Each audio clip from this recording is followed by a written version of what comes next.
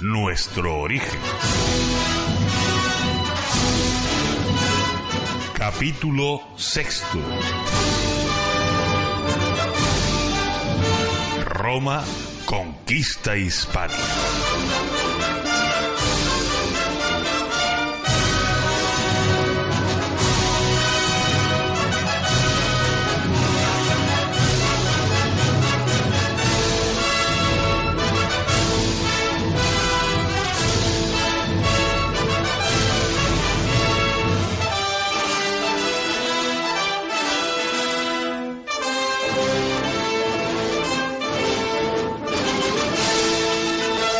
Escipión el Africano puso las bases de la conquista de Hispania.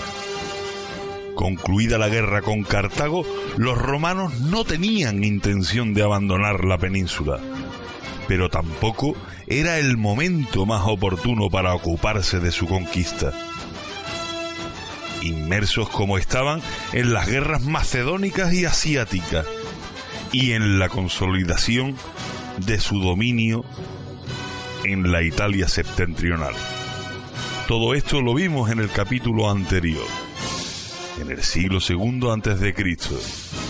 Y hoy hablaremos, en este capítulo número 6, de la conquista de Hispania.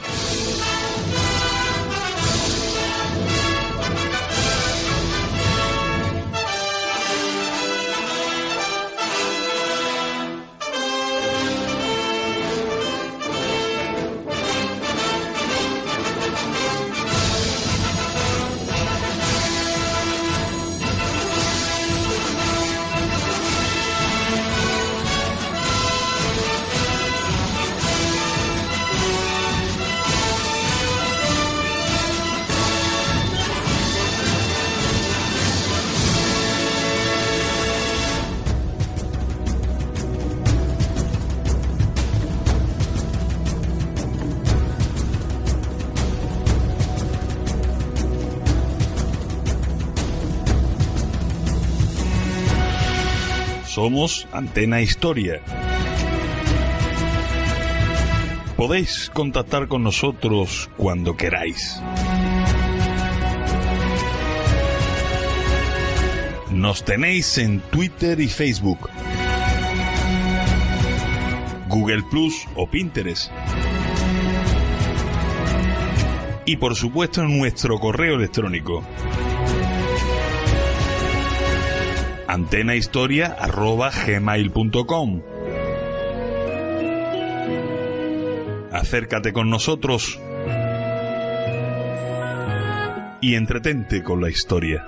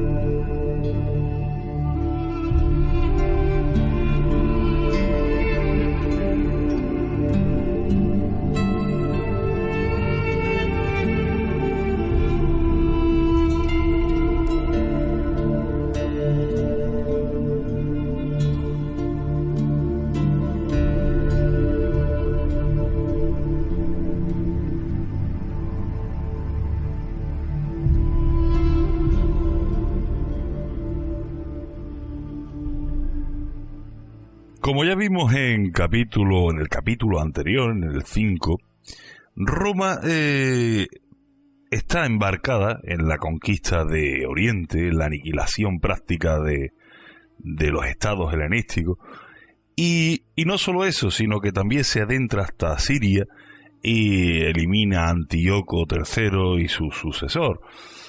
Bien, nos situamos un poco más hacia la península itálica y allí Roma también se lía con el norte para volver a traerlo al redil. Y entonces, vuelve a conquistar lo que es la Galia Cisalpina y ahí abre un pequeño puente que es lo que sería la Galia Narbonense hasta Hispania.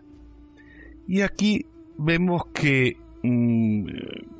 Roma está demasiado liada, necesita demasiados soldados en otro sitio, necesita demasiados recursos para otro sitio, y entonces lo que hace en Hispania, digamos que la pone entre paréntesis, para después de sofocar todo lo que tenía en Oriente, empezar con Hispania en Occidente. Pues bien, Roma entre el año 205 y el 198 a.C., pues se limita a enviar gobernadores que permanecían un año en la península ibérica, cuyo único deseo realmente era enriquecerse, con algunas expediciones de rapiña, incluso contra las mismas poblaciones aliadas, que además les diera la posibilidad de solicitar la recompensa del triunfo a su regreso a Roma.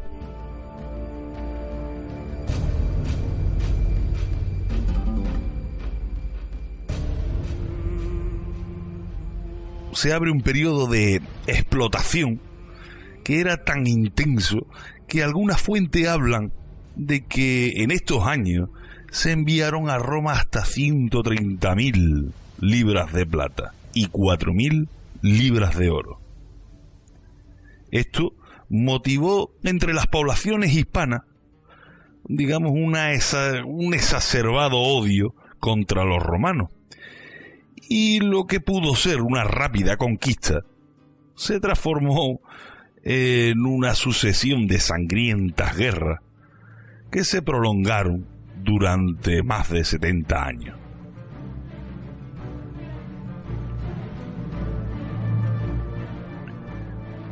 Aquí podemos ver la primera rebelión, la de los Turdetanos, en el año 197 a.C., capitaneados por Culca y Luxinio.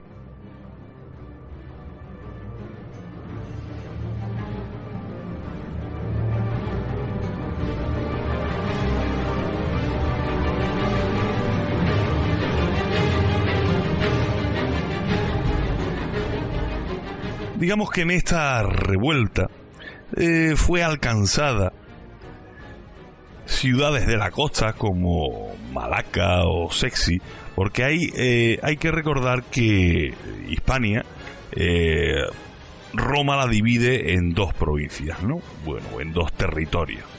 La Citerior, que digamos que es la costa levantina, prácticamente, todo lo que es Tarragona, todo lo que es la actual Cataluña y la comunidad valenciana, hasta Cartago Nova, evidentemente, y después en otra zona que es la ulterior, que digamos que es la actual Andalucía al sur del Guadalquivir. Ahí podemos limitar estas dos pseudo regiones, podemos decirle, ¿no? Entonces, pues bueno, en esta misma rebelión, la de los Turdetanos, pues hay incluso, como decíamos, la ciudad de Malaca, o sea, la actual Málaga, y Sexi, que siempre habían destacado por su poca conflictividad, pero se ven embarcadas en este conflicto turdetano. El resultado fue poco favorable para los romanos. Sempronio Tuditano sufrió un duro revés y perdió la vida poco después en esta refriega. Las cosas pues no mejoraron con la llegada de los nuevos gobernadores como Fabio Buteón o Minucio Termo, aunque las fuentes antiguas pretenden que dominaron parcialmente la sublevación. Lo cierto es que en el año 195 a.C., uno de los cónsules, Marco Porcio Catón, es famoso, fue enviado con 2 nuevas legiones y además se refuerzan las 2 que ya existen en Hispania. Porque hay que recordar que en Hispania hay una legión situada en la citerior y una legión situada en la ulterior. Por lo tanto, Catón se presenta en Hispania con 2 legiones más y además se refuerzan esas 2 legiones, digamos, acantonadas en nuestras provincias.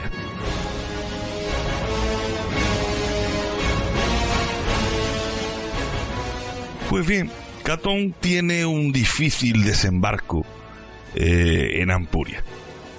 Y eso parece indicar que la sublevación alcanzaba toda la península y que los romanos habían perdido en la práctica pues su control.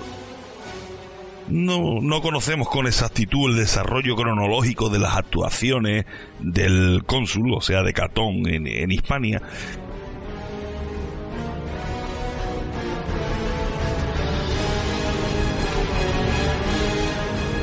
Pero sí sabemos que solo los ilergetes habían permanecido fieles a Roma, y el sometimiento de la sublevación posiblemente dio comienzo en Ampurias, y desde allí, tras reorganizar el ejército y asegurarse los suministros evidentemente, avanzó en dirección a Tarragona. Mientras tanto, los 2 pretores que habían acompañado a Catón se adentraron en la península para someter a los turdetanos.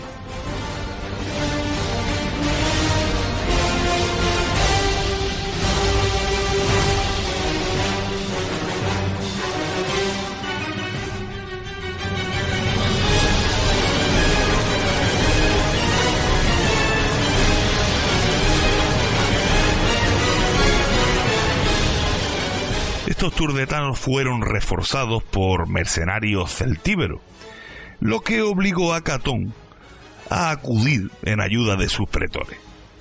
Pero no tuvo demasiado éxito. Probablemente, indignado por el fracaso, decidió castigar a los que consideraba responsables, y a pesar de no estar en guerra formal contra los celtíberos, atravesó las montañas y atacó sin resultado favorable Segontia y Numancia, lo que daría lugar a una serie de interminables guerras que se extendieron hasta el 133 a.C. y que solo acabaron con la destrucción de Numancia, como ya veremos.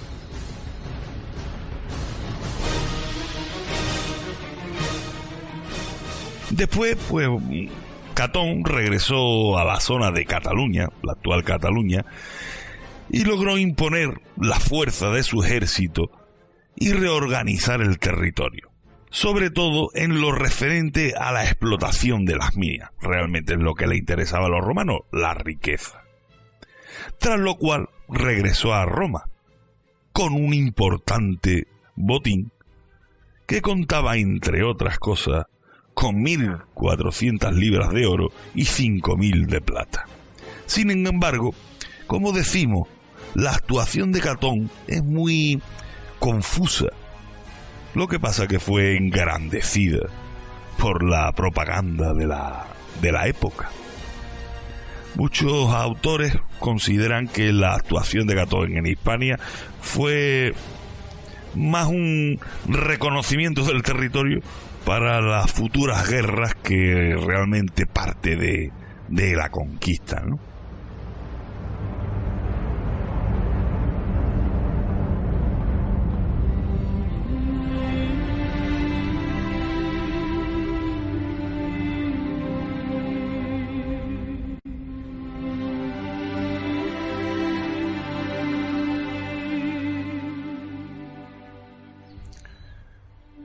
Los años siguientes fueron de continuas luchas y batallas de resultado más o menos incierto. En el 194 a.C., los lusitanos fueron derrotados en las cercanías de Ilipa por Escipión Nasica.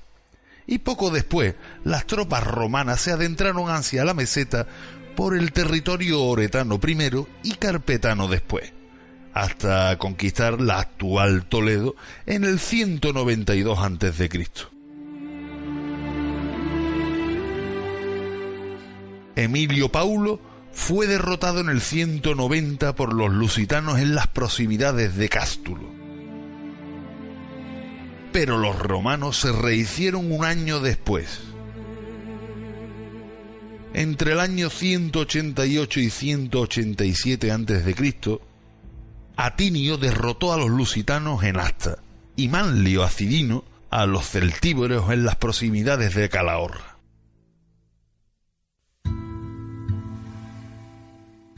Entre 186 y 185 a.C. son los pretores Calpurnio Pisón y Quincio Crispino los derrotados en las cercanías de Toledo en primera instancia, aunque poco después compensaron con una victoria este fracaso, estableciendo como frontera norte de la ulterior el río Tajo. En el año 184 a.C. le tocó el turno a los lusitanos de nuevo y a los suesetanos, además de los celtíberos el año siguiente. En el 182 y 181 a.C., Fulvio Flaco llevó a cabo una brillante campaña conquistando la ciudad conquense de Urbicua, tras rechazar a las tropas celtíberas que habían acudido en su ayuda.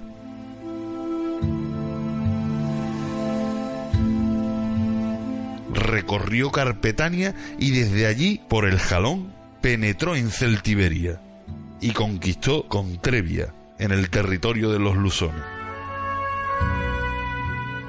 Esta victoria dio por terminada la guerra con los celtíberos. A pesar de ello, antes de entregar el mando al que debía ser su sucesor, Tiberio Sempronio Graco, decidió penetrar de nuevo en territorio celtíbero para sostener las cabeceras del Duero y del Tajo, que aún no estaban pacificadas. La llegada de Graco a Tarragona y el regreso de las tropas fue interpretado como una retirada por los celtíberos, que tendieron una emboscada a los romanos en el Valle del Jalón. Esto supuso una dura derrota para los hispanos. La actuación de Fulvio logró estabilizar la zona periférica de la Celtiberia, desde el Ebro hasta Cástulo, lo que actualmente es Linares, además de la serranía oriental de Cuenca y toda la Mancha.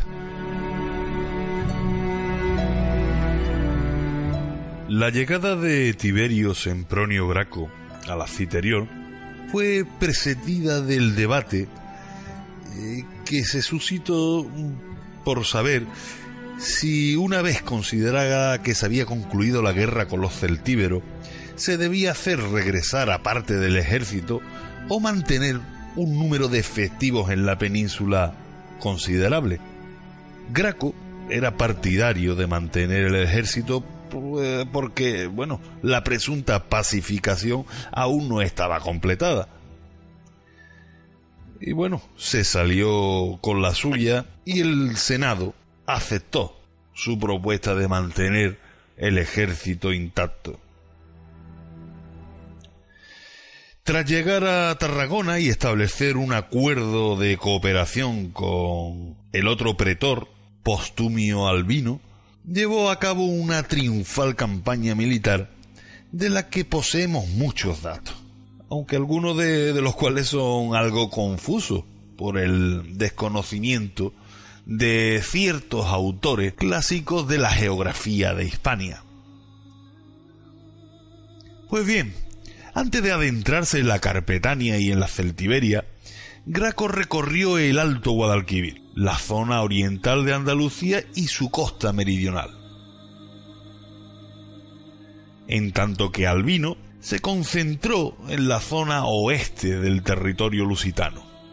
A continuación, Graco penetró en Oretania, Carpetania y llegó a la Celtiberia.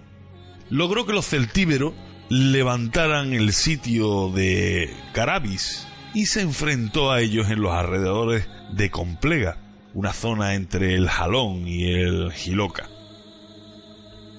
Tras esta batalla, otra que tuvo lugar en el Moncayo dio al traste con toda posible resistencia celtíbera. Hay que recordar que un hito importante en la finalización de la campaña fue la fundación, los límites del territorio conquistado, de una ciudad que llevó su nombre, Gracurris.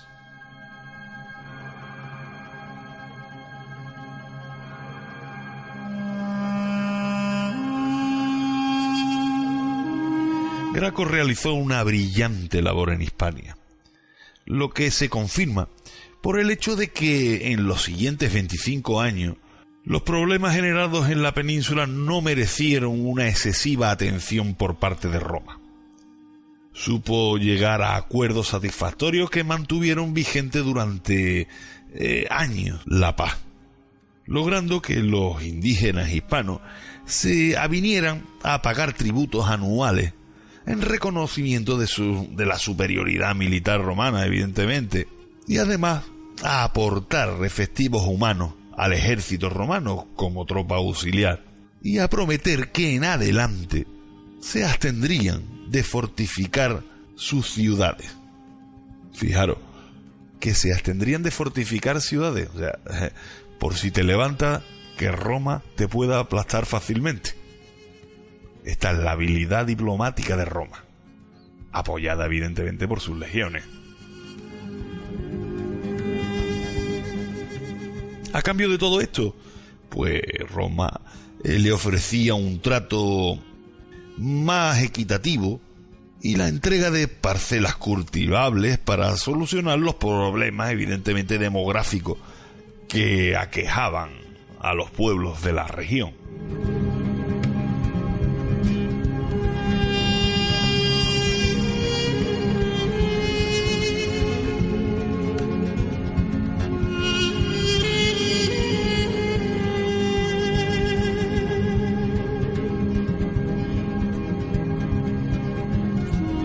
En el año 155 al 143 a.C. comienza una nueva guerra contra los celtíberos y los lusitanos. ¿Y por qué?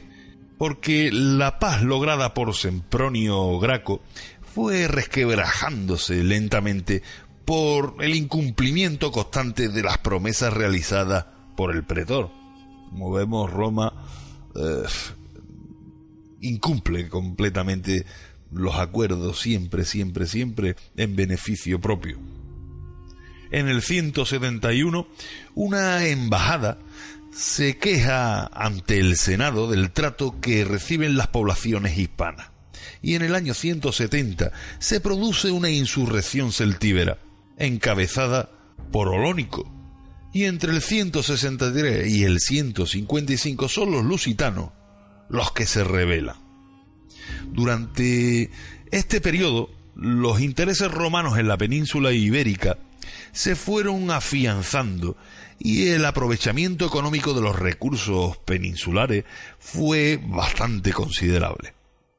A partir del año 154 a.C. se iba a producir un nuevo levantamiento peninsular, que se concretó en la Segunda Guerra Celtíbera y en la famosa Guerra de Viriato.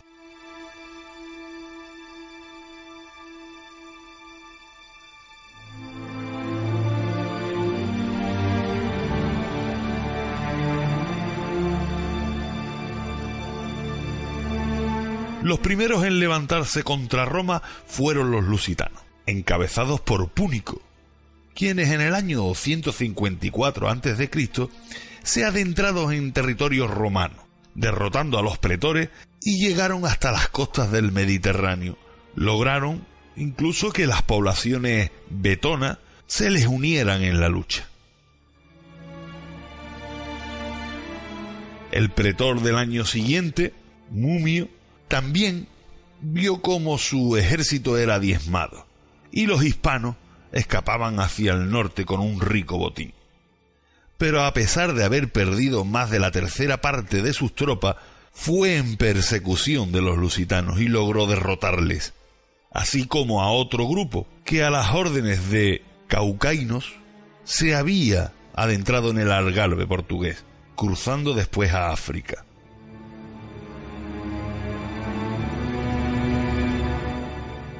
Durante los 2 años siguientes, los lusitanos permanecieron relativamente tranquilos, tiempo que los romanos aprovecharon para sofocar la sublevación de Celtiberia, que había estallado de nuevo en el 153 a.C.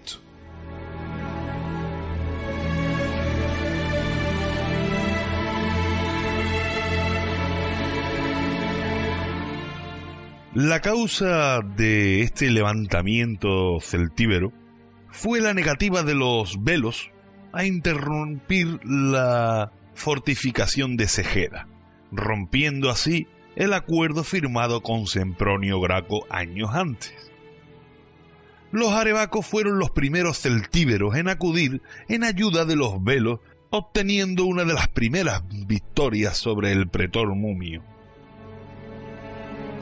Ese mismo año Roma respondió enviando al anfitrión al cónsul Fulvio Nobilior, que salió mal parado del primer encuentro con esta coalición arebaco-belones en las cercanías del monte Matamala en Soria.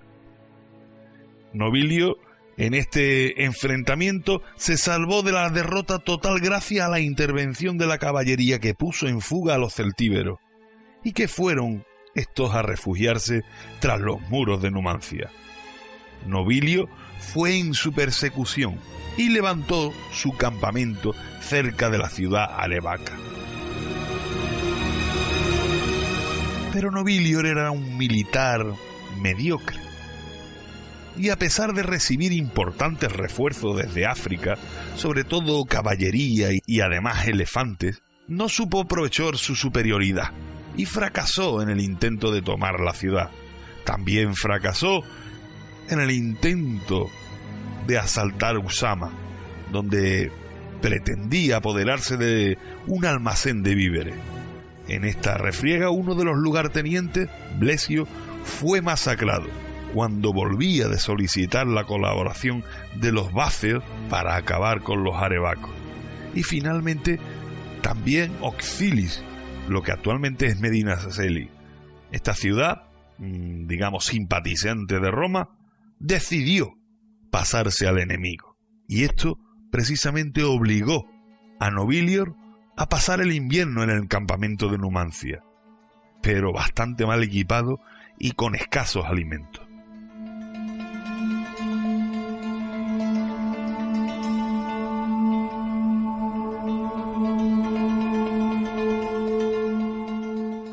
La llegada de Claudio Marcelo al año siguiente alivió considerablemente la situación. Lo primero que hizo Marcelo fue avanzar hacia la ciudad de Oxilis, que ante la llegada de los romanos se arrepintió de su pasada deserción. Pero sorprendiendo, Marcelo, en lugar de tratarles con la dureza acostumbrada de los romanos, fue hasta cierto punto benevolente con ella y tan solo les obligó a entregar rehenes, cosa frecuente en esa época, y pagar una indemnización. Este comportamiento surtió un efecto favorable entre todos los celtíberos que creyeron encontrarse ante un nuevo Graco e inmediatamente establecieron conversaciones de paz con Marcelo. Este decretó una tregua y envió a Roma a los embajadores celtíberos para que trataran directamente con el Senado las condiciones de un pacto favorable para ambos bandos.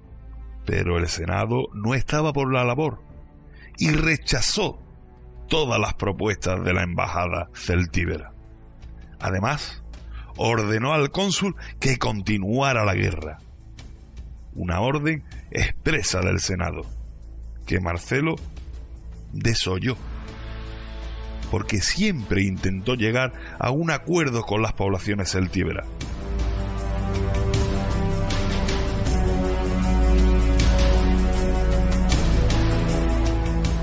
los resultados de sus esfuerzos fueron positivos y logró que poco a poco se extinguieran los focos de rebelión. El Senado no estaba conforme con esto y al año siguiente envió a la Citerior al cónsul Licinio Lúculo con un nuevo ejército, que se encargó, digamos por impericia, de reactivar las acciones militares, atacando sin motivo alguno a los vacios.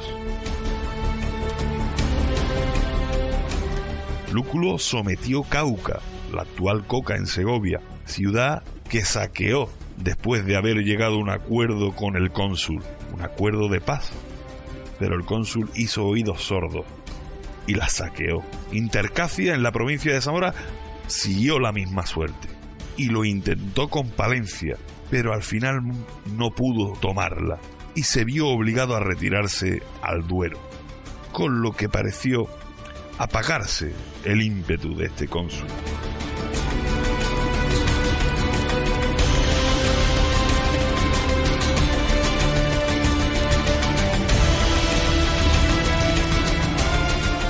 Ahora comenzaremos con la Guerra de Viriato, quizá uno de los hechos más conocidos de la historia hispana durante el siglo II a.C. Pero antes de meternos en harina, creo que hay que ver unos prolegómenos de esta guerra. Y tiene mucho que ver con unos sangrientos precedentes, porque los deseos de rápido enriquecimiento de los pretores que llegaban a Hispania llevaba a que estos aprovecharan la mínima ocasión para desencadenar duras represalias.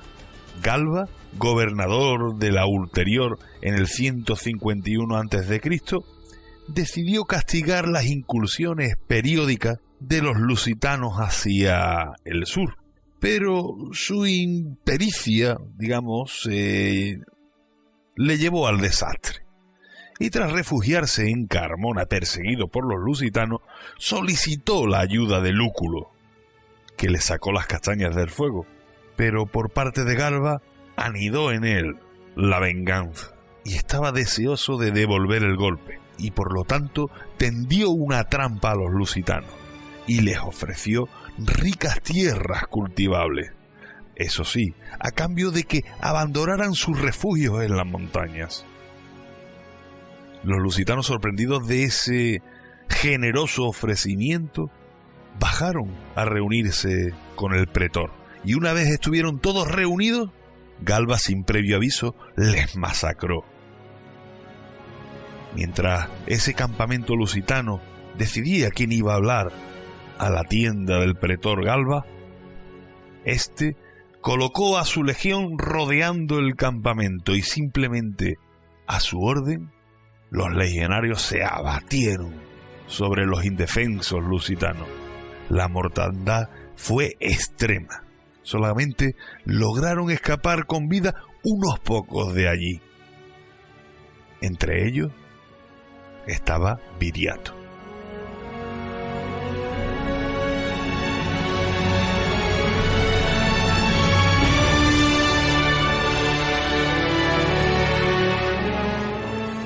Esto sucedió en el 151 a.C. y en el 147 los lusitanos ya se habían recuperado y de nuevo comenzaron a hacer incursiones en la Turdetania con pequeñas bandas. Viriato se puso al frente de todas ellas y desarrolló una táctica que daría un extraordinario resultado, la de nunca presentar grandes batallas a los romanos. Viriato y sus lusitanos nunca se enfrentaban con los romanos en batallas campales, a campo abierto.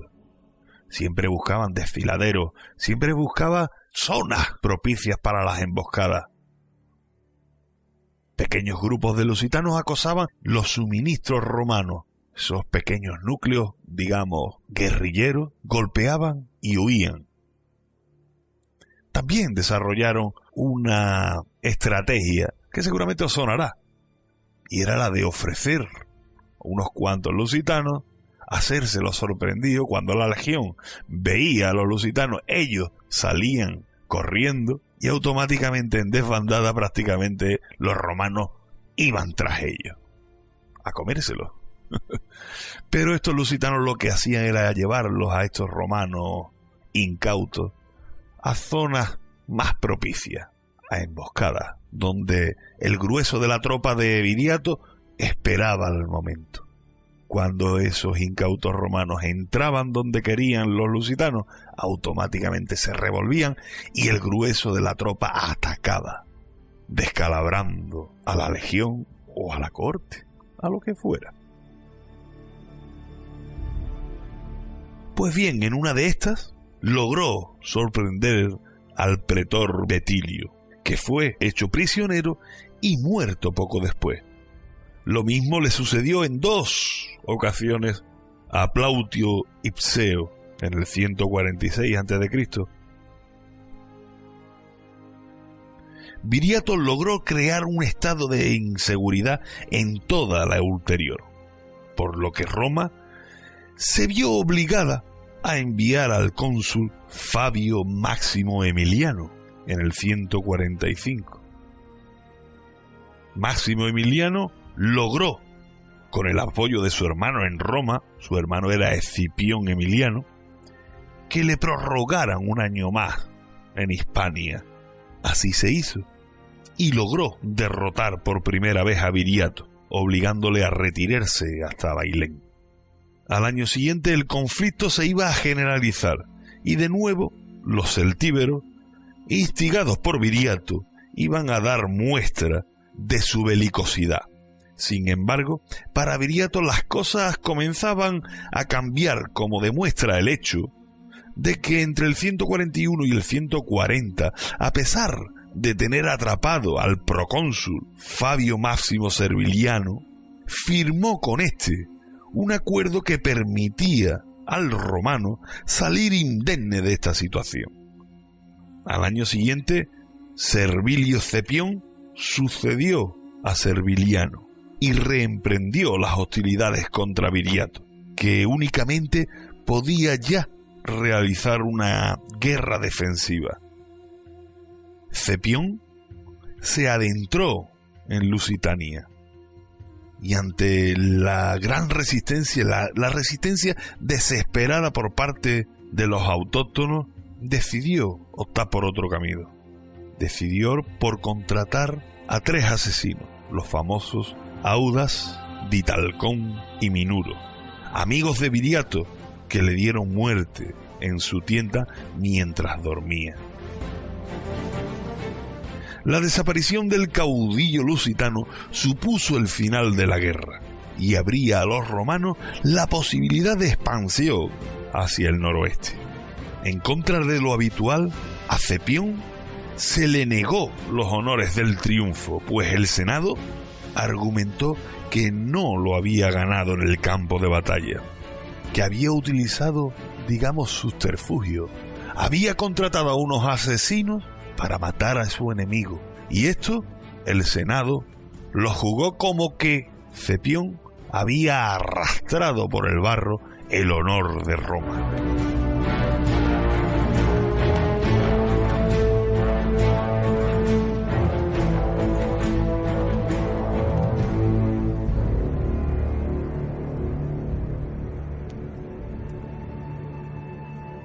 Y de un hito a otro en este siglo II antes de Cristo hispano. Y hay que tener en cuenta que cuando en el 143 antes de Cristo la guerra de Viriato se extendió, Olónico se puso al frente de la rebelión que daría lugar a la tercera guerra celtíbera, conocida como la Guerra de Numancia. Roma tardó 10 largos años en doblegar las resistencias de los arévacos. Uno tras otro los cónsules, hasta 8, contando con Escipión Emiliano, fracasaron en su intento de tomar la pequeña ciudad soriana. Esta fue engrandecida por los historiadores romanos al colocarla a la altura de Cartago o de otras poderosas ciudades de la época con las que tuvieron que combatir los romanos. Sin embargo, Numancia solo contaba con poco más de 8.000 defensores. Pero la excelente situación de la ciudad, los rigores del clima y la tenacidad de los defensores hicieron que la poderosa maquinaria de guerra romana se estrellara una y otra vez contra sus murallas. Solamente un prolongado cerco que impediría toda posibilidad de avituallamiento logró acabar con la resistencia numantina.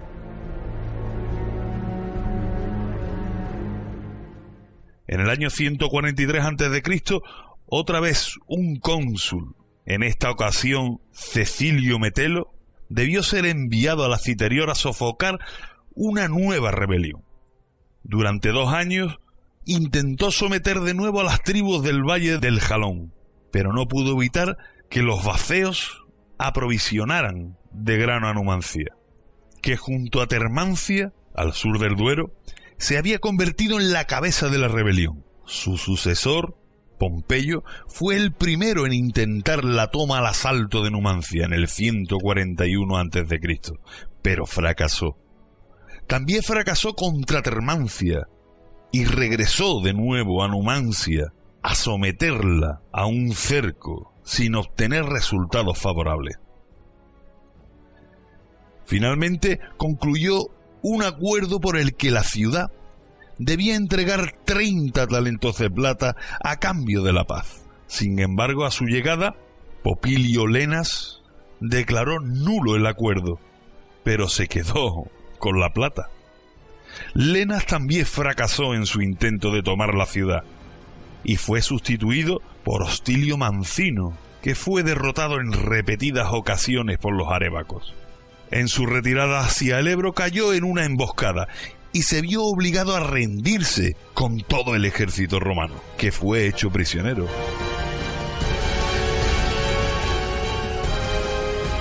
Tiberio Graco, el futuro tribuno de la plebe e hijo de Tiberio, Sempronio Graco, logró firmar un acuerdo que consiguió invalidar Escipión Emiliano, partidario de la guerra. Mancino fue sustituido ese mismo año, en el 137, por Emilio Lépido, que actuó únicamente contra los vacceos y que estuvo a punto de sufrir un desastre semejante al de Mancino. Los 2 siguientes cónsules enviados a Hispania, Furio Filio en el 136 y Calpurnio Pisón en el 135, no se atreverían a retomar las acciones contra Numancia, y el segundo de ellos únicamente llevó a cabo una insignificante incursión contra Palencia. Estando así las cosas, la guerra de los celtíberos se había convertido en una verdadera pesadilla para Roma, en la que había perdido una considerable cantidad de recursos humanos y a punto estaba también de naufragar su prestigio militar. En el año 134 a.C., para poner coto a esa situación, es elegido cónsul por segunda vez Escipión Emiliano, que, como veremos más adelante, años atrás había destruido Cartago.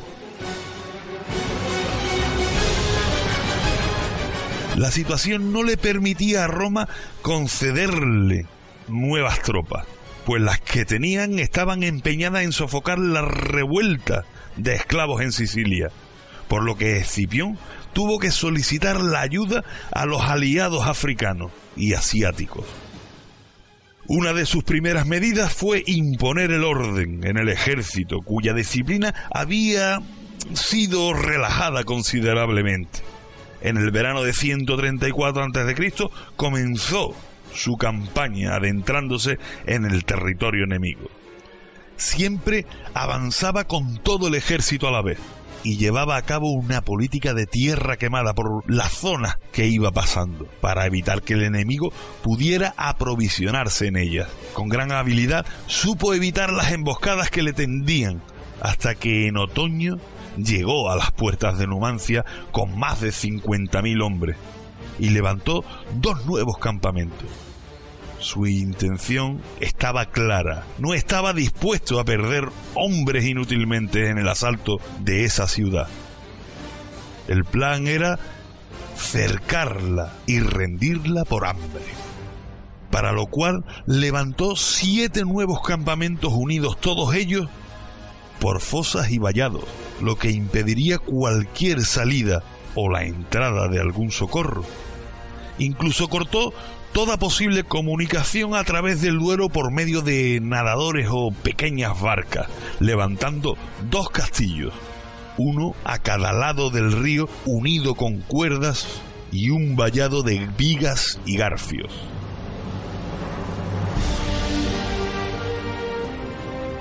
A pesar de este imponente aparato de cerco, Retógenes, con 5 compañeros, logró escapar y recorrieron las ciudades arebacas solicitando ayuda para Numancia.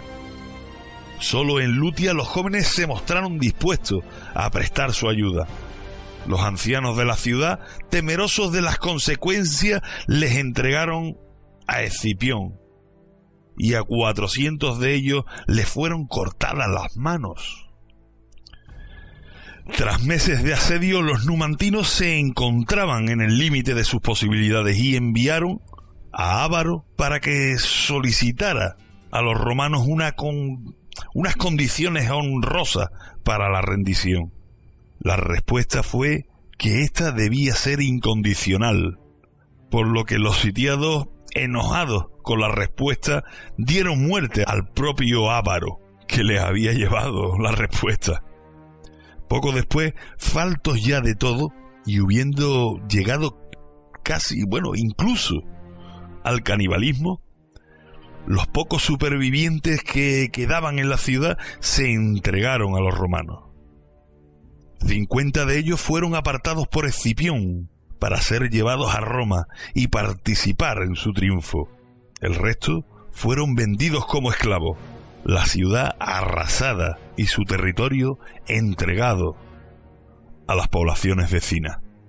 Escipión Emiliano, por esta victoria, recibió el nombre de numantino, y el botín que los romanos consiguieron tras la toma de Numancia fue insignificante, y el general tuvo que premiar a los soldados con dinero procedente de su fortuna personal. Con la caída de Numancia concluyó la fase más sangrienta de la conquista romana de la península ibérica, conquista que todavía iba a prolongarse durante más de un siglo.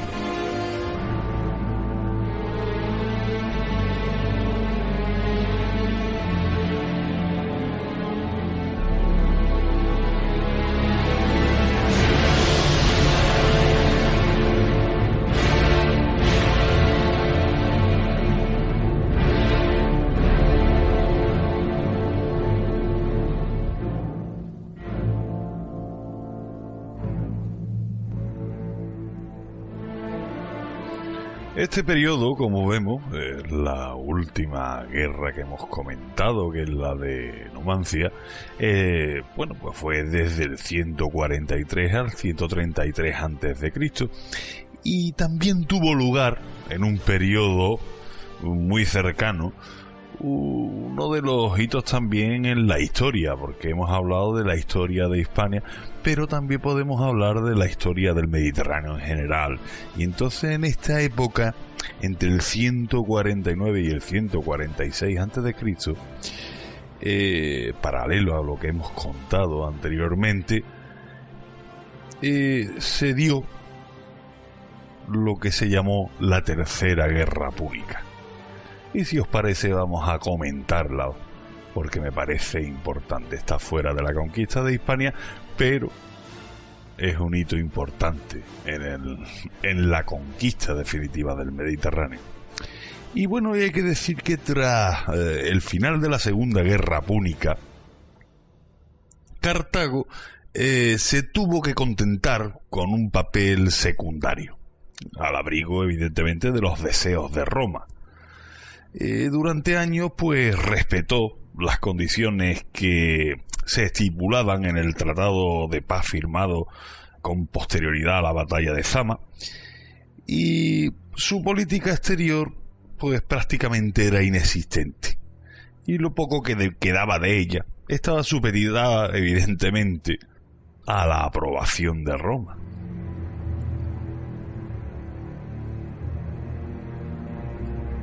Siempre que Cartago se veía involucrada en algún conflicto, por ejemplo los más frecuentes que fueron contra Numidia y su rey Masinisa, debía acudir, digamos, al arbitrio de Roma, a la potencia dominante.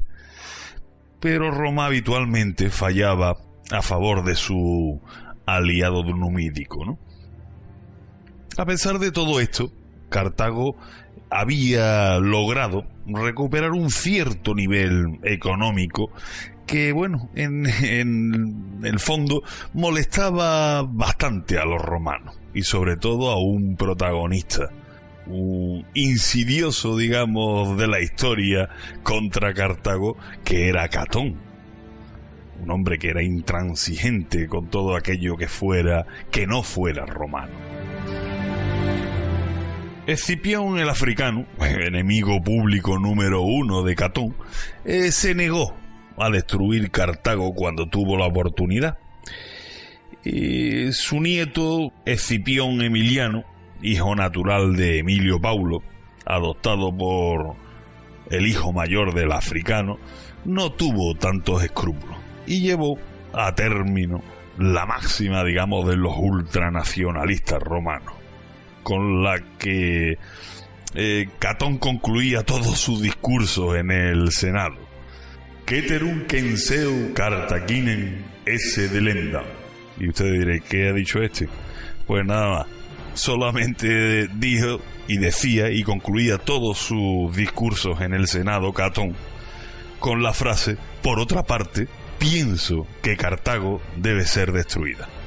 Eso lo decía siempre Catón, aunque estuviera hablando de los borregos de la colina del Palatino, por poner un caso. Siempre terminaba Catón con esta frase machaconamente, porque odiaba a muerte a Cartago. Bueno, odiaba a muerte, como hemos dicho, todo lo que no era romano.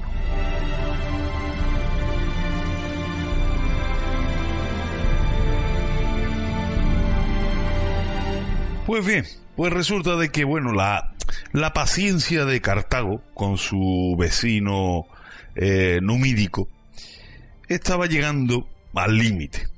Y cuando una vez más Masinisa, en el año 150 a.C., se adentró en el territorio cartaginés, Cartago, en lugar de recurrir a la inútil mediación de Roma, empleó la fuerza de las armas.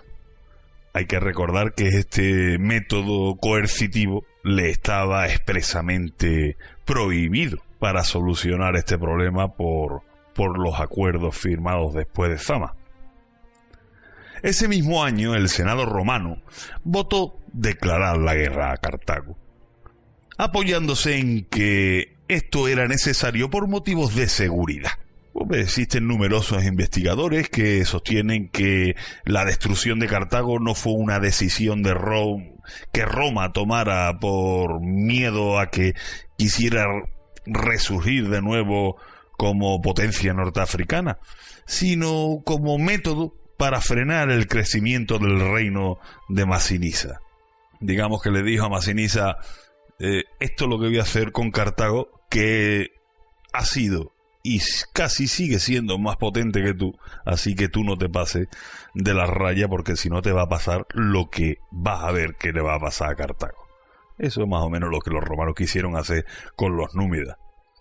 Así que bueno, con Cartago ya destruida y los romanos instalados en la región, Numidia no se atrevería a continuar con su política, digamos, expansiva. Sin embargo, la reacción militar de los cartagineses, que habían encomendado el mando de sus tropas a Cartalón y Asdrúbal, acabó en un rotundo fracaso.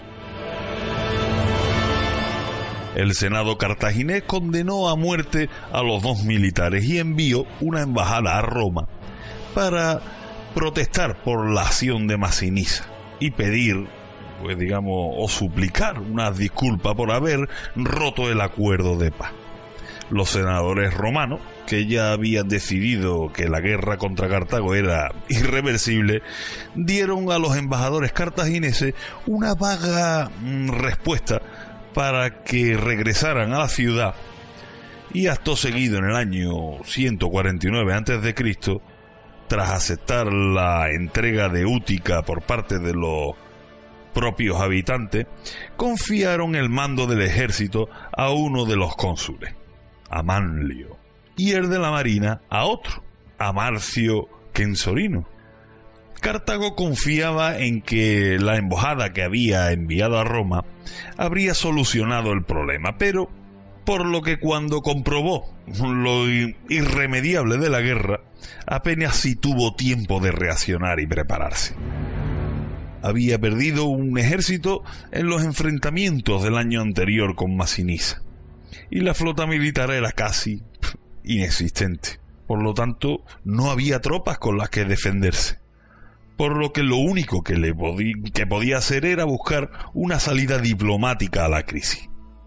Se envió una nueva embajada a Roma, formada por Giscón, Hamilcar, Misdes, Gilimas y Magón. El Senado de Roma les impuso la entrega de rehenes, por ejemplo, hijos de los miembros del Senado cartaginés, para asegurarse lo que iban a acordar. Y la obediencia, por supuesto, a las órdenes de los cónsules que iban para allá. Al cumplimiento de las condiciones por los cartagineses siempre surgían otras nuevas por parte de Roma, cada vez más duras y radicales.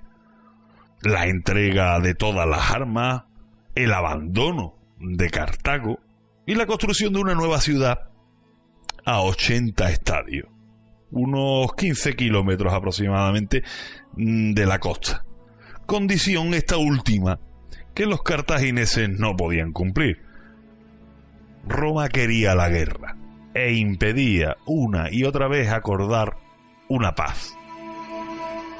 En un tiempo récord, Cartago se vio obligada a reclutar un nuevo ejército y a fabricar, por supuesto, el armamento apropiado para equiparlo, porque el que tenían ellos en sus arsenales se lo habían entregado a los romanos, intentando evitar lo inevitable, la guerra. En el verano del 149 a.C., Manlio y Censorino avanzaron sobre la ciudad. Pero a pesar de su inferioridad, Cartago aún poseía una excelente defensa, que la hacía prácticamente inexpugnable. El primer intento, infructuoso, fue un asalto desde el istmo que daba acceso a la ciudad. Entonces Manlio se decidió por un asedio en toda regla. En ese asedio, Manlio, digamos que tuvo un error, porque apostó sus tropas en una zona donde podía ser fácilmente copado por las tropas de Asdrúbal, que regresaban a Cartago en su ayuda y procedían del otro lado del mar de Túnez. Así que, decidió cesar en ese asedio y trasladar el campamento a la calzada que iba hacia el interior, mientras que Censorino acampó junto a los muros de la ciudad. Los intentos de asalto fueron repetitivos, pero siempre fracasaron. Finalmente, ante la inminente conclusión de su mandato, uno de los cónsules, Censorino, se dirigió a Roma, mientras que el otro se empleó en una poca exitosa expedición de castigo por el territorio cartaginés. En el año 148, la campaña fue encomendada a Calpurnio Pisón, que en lugar de empeñarse en un infructuoso asalto, decidió continuar la campaña de aislamiento emprendida en la parte final de la campaña anterior y tomó Neápolis, en la península de Mon, pero fracasó contra Aspi e Hipoacra. Con ello, los ánimos cartagineses se vieron reforzados, pues tras 2 años de guerra, los avances romanos habían sido insignificantes. Sin embargo, la situación iba a cambiar radicalmente al año siguiente. Al igual que sucediera durante la Segunda Guerra Púnica, un Escipión, nieto del africano, fue elegido cónsul, contraviniendo lo estipulado por la ley, para lo cual el Senado ordenó que se suspendiera las disposiciones legales que lo impedían. Escipión Emiliano, que había intervenido en la guerra durante el primer año, fue nombrado cónsul y se entregó el mando de las tropas de África. Los planes del nuevo comandante en jefe eran emplearse a fondo en el asedio de Cartago, tanto por tierra como por mar. Levantó su campamento en el istmo, justo delante de las tropas cartaginesas, al frente de las cuales estaba Asdrúbal y Vitia, y cortó toda comunicación de la ciudad con el exterior. Durante los meses de invierno, el ejército cartaginés, que estaba frente al campamento de Escipión, fue totalmente destruido, por lo que la ciudad quedaba a merced de la resistencia de sus murallas y la de sus defensores, evidentemente. Eso sí, minados poco a poco por el hambre. Con la llegada de la primavera del año 146 a.C., se desencadenó el ataque final. Las tropas romanas sobrepasaron las murallas que protegían el puerto y penetraron en la ciudad, conquistando barrio por barrio y obligando a los defensores a retroceder hasta atrincherarse en las colinas de Birsa, su último baluarte. La defensa era imposible, y excepto poco menos que 1 millar de cartagineses que se resistieron hasta el exterminio, los demás se confiaron a la clemencia romana y fueron vendidos posteriormente como esclavos. De clemencia, nada. Escipión se había comprometido a respetar la ciudad, pero el Senado ordenó lo contrario y fue arrasada hasta su cimiento. Fue el último acto de lo que en otros tiempos fuera el poderoso Estado cartaginés. Sobre sus restos se levantaría muchos años después una colonia romana. Parte del territorio cartaginés se convirtió en la provincia romana de África y el resto fue entregado a los herederos de Masinisa. Catón, que había muerto en el año 149 a.C., no pudo ver cumplido su deseo. Recordemos: Ceterum censeo Cartaginem esse delendam. Por otra parte, pienso que Cartago debe ser destruida. Y bueno, con este capítulo de la destrucción de Cartago hemos llegado al final del capítulo número 6 de Roma a nuestro origen. Espero que os haya gustado, os haya entretenido y por supuesto os haya enseñado un poco más del carácter romano. Así que hasta otra. Adiós.